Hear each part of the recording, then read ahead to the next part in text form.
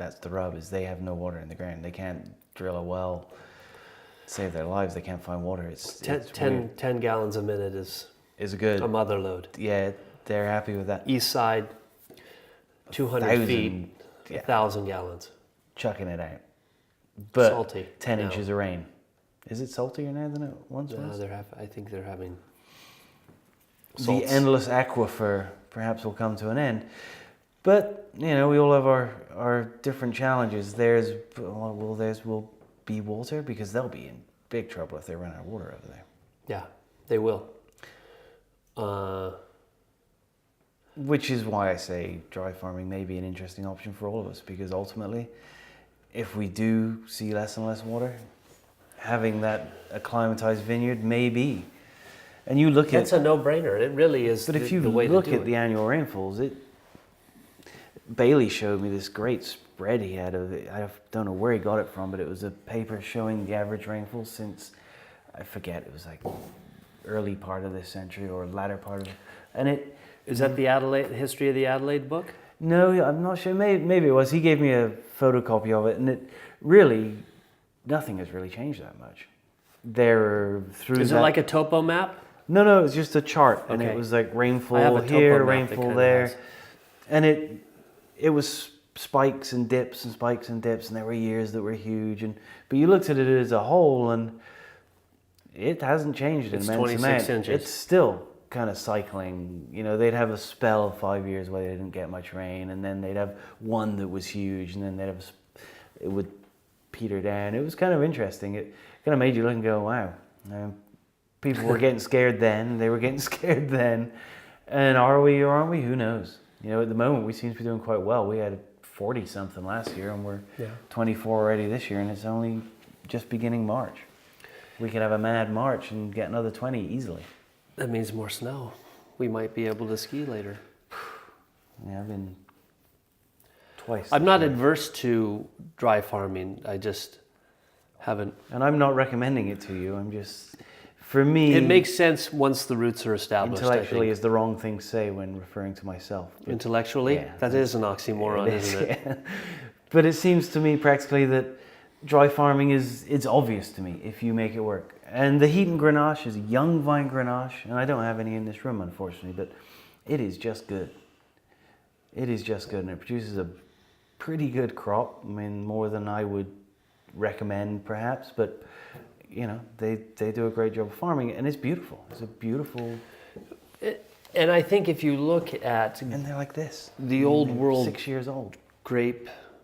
You plant food where you plant food, and where you can't plant food, you plant grapes. It's a hardy plant.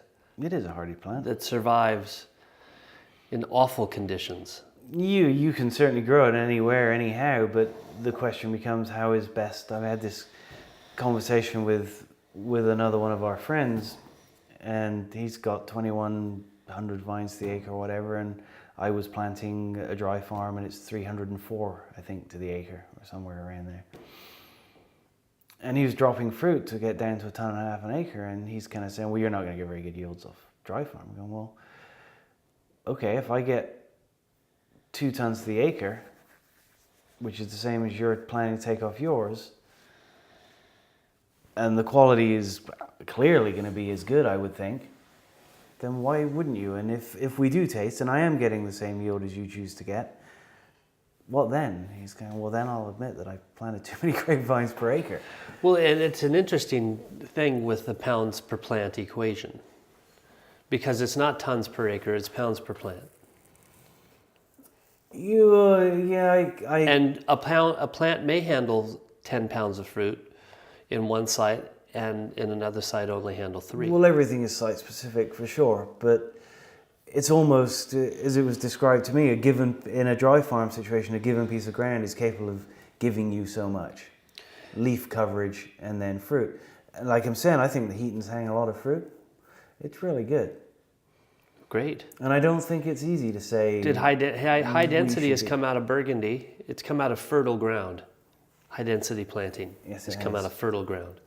Yeah, no, I mean, Topless Creek, we did it saying it came out of France, but Beaucastel's not that high density. It's like 1 meter by 1 meter, I think, maybe. That's pretty meter high and a half. density. 1.5 meters by 1.5 meters. It's too But thick. it's dry farm. But it rains all year. It rains in the summer too. I'm doing That's high density. 12 by 12. Now, With on the small amount of dry farm stuff that I'm doing, I'm still doing 8 by 4, 8 by 3, sorry, in the trellis stuff, which I'm still doing because I'm still kind of hedging. Is this working? And it's the interesting thing about it is, above and beyond all the speculation, is it's a very different wine. The dry farm head-pruned stuff and the trellis stuff at Talbot's Creek are very different in character, which kind of blows me away. and both wines hold their acid. Yeah, I mean, I don't think they hold their acid enough. I don't think it's as much as we would like to say that it is. You know, I think there is no difference. I'd say the dry farm probably holds it maybe even a little better in some regards than the irrigated. But it's early for me to say. What I see is the dry farm isn't more intense. It's not bigger. It's a bit more complexity, a little more intrigue, perhaps. And again, you know, sometimes we all see what we want to see, and I want that to be successful, but they are clearly different.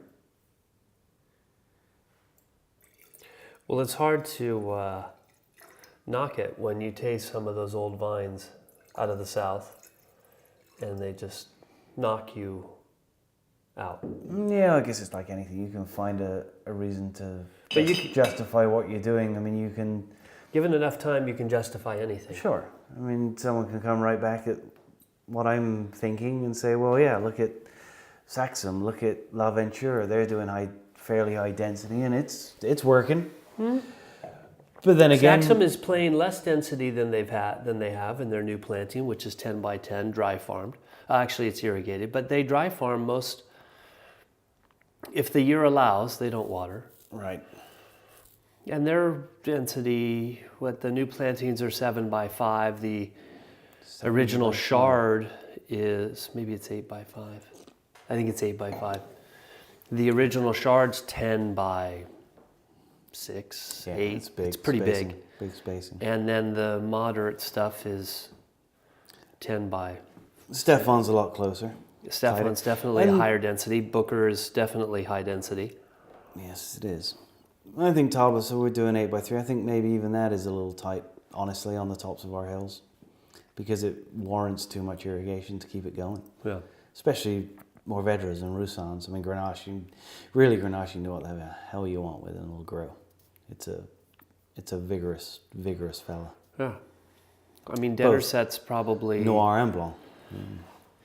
Dennerset's naturally 7 to 9 tons, and we knock that down to 4, and it produces nicely. But it is vigorous. Babies. What was planted there before? It was just open land, right? Safflower and barley and wheat and all the same old cattle grazing. They have some new Spanish clone that's head-pruned that is pretty amazing. Clone of? 813 Grenache. Novavine? Oh no, that's Novavine have an Italian. That's what I'm thinking. An Italian Grenache, which is kind of cool, kind of interesting. I haven't tried it. I sat at this table last week and drank Cananao. Oh, you saw the bottle. Oh, how was that? It was good. It was good. Funky. Funky? Funky dirty? Funky? No, not funky dirty. No, it wasn't. That's not a great as much wine. as I would have liked. I'd buy that wine. It was big. Cellar. Yeah, it should have been cellared. Should have been cellared longer. It was a big wine. Another one for me, and I enjoyed it. I enjoyed the fact it was Sardinian. I'd not had one of those before. I enjoyed the structure of it, and you're right. It should have had some more time. Ooh,